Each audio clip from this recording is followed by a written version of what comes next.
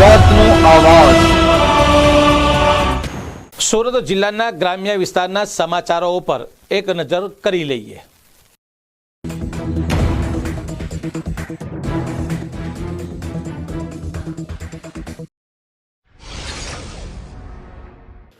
ભારત સરકારે વર્ષ 2022 થી ઘઉં, નોન બાસમતી ચોખા અને ખાંડની નિકાસ પર પ્રતિબંધ લાદ્યો છે, તેને હટાવી લેવા ગુજરાત પ્રદેશ કોંગ્રેસ સમિતિના મહામંત્રી શ્રી દર્શન નાયકે સરકારશ્રીને પત્ર લખ્યો।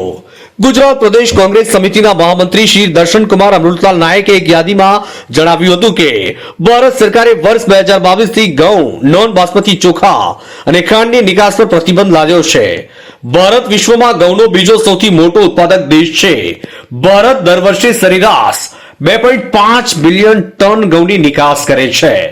વર્ષ 2022માં ભારતે વિવિધ દેશોમાં અંદાજિત 50 લાખ ટન ઘઉંની નિકાસ કરી હતી, જેના કારણે દેશના ખેડૂતોને તેમની ઉપજના સારા ભાવ મળ્યા હતા। તેમજ ભારત સરકારે નોન બાસમતી ચોખા અને ખાંડ નિકાસ પર પ્રતિબંધ મૂક્યો હતો। આ પ્રકારના પ્રતિબંધને કારણે દેશના ખેડૂતોની ઉપજમાં ઘટાડો થયો છે। આ ઉપરાંત ભારત વિશ્વમાં ખાંડનો સૌથી વધુ ઉત્પાદક અને બીજો સૌથી મોટો નિકાસકાર દેશ છે। આથી ખાંડની નિકાસ પર પ્રતિબંધની અસર દેશના ખેડૂતો પર પડશે। દેશના ખેડૂતોને તેમની ઉપજના સારા ભાવ નહીં મળે। ભારત સરકારે પણ વર્ષ 2024 માટે ખાંડ પર પ્રતિબંધ લંબાવ્યો છે। આ પ્રતિબંધને ધ્યાનમાં રાખી દેશના ખેડૂતોની મુશ્કેલી ભોગવવી પડશે અને તેમના ખાંડ ઉત્પાદનના સારા ભાવ નહીં મળે। પ્રતિબંધને કારણે સ્થાનિક બજારમાં ઘઉં અને ખાંડનો પુરવઠો વધશે, જેના કારણે ભાવ ઘટશે અને દેશના ખેડૂતોને તેમની ઉપજના સારા ભાવ નહીં મળે। નોંધીએ છીએ કે દેશના ખેડૂતો પોતાના ઉત્પાદનને લઈને વિવિધ મુદ્દાઓથી પરેશાન છે। આબોહવાની સ્થિતિને કારણે ખેડૂતોની ઉપજ દિવસે ને દિવસે ઘટી રહી છે। બીજી તરફ ખાતરના ભાવ અને ઉત્પાદનના ખર્ચમાં પણ દિન પ્રતિદિન વધારો થઈ રહ્યો છે। આવી સ્થિતિમાં જો દેશના ખેડૂતો તેમની ઉપજની નિકાસ કરવા દેવામાં નહીં આવે તો તેમની ઉપજ સારું વળતર નહીં મળે। દેશના ખેડૂતોની હાલત કફોડી બનશે અને ખેડૂતો આર્થિક રીતે નબળા પડશે। આથી ભારત સરકારે દેશના ખેડૂતોના કલ્યાણને ધ્યાનમાં રાખી ઘઉં અને ખાંડ પર પ્રતિબંધ લંબાવવાના તેના નિર્ણયની સમીક્ષા કરવી જોઈએ। ઘઉં, બિન બાસમતી ચોખા અને ખાંડની નિકાસ પરનો પ્રતિબંધ ઘટાડવો જોઈએ તેવું ટીવી 92 ગુજરાતને આ પ્રમાણે જણાવ્યું હતું।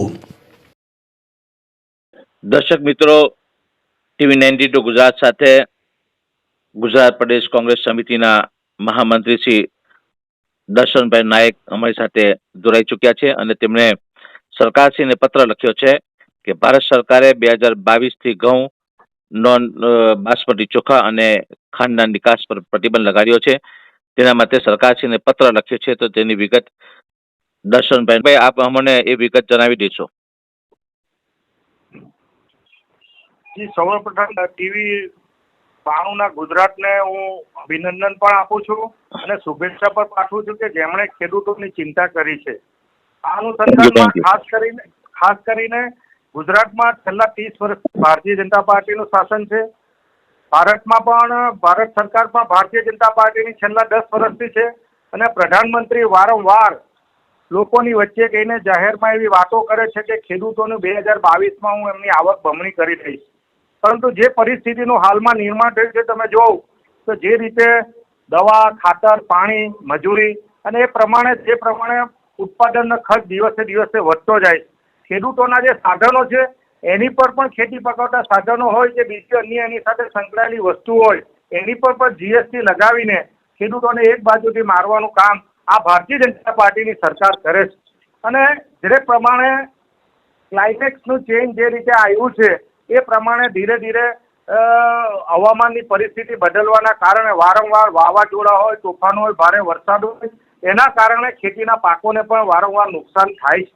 પરંતુ આ ભારત દેશનો ખેડૂત એટલો સક્ષમ છે કે લોકોને જીવાડવા માટે જગતનો તાત એમને કહેવાતું નથી।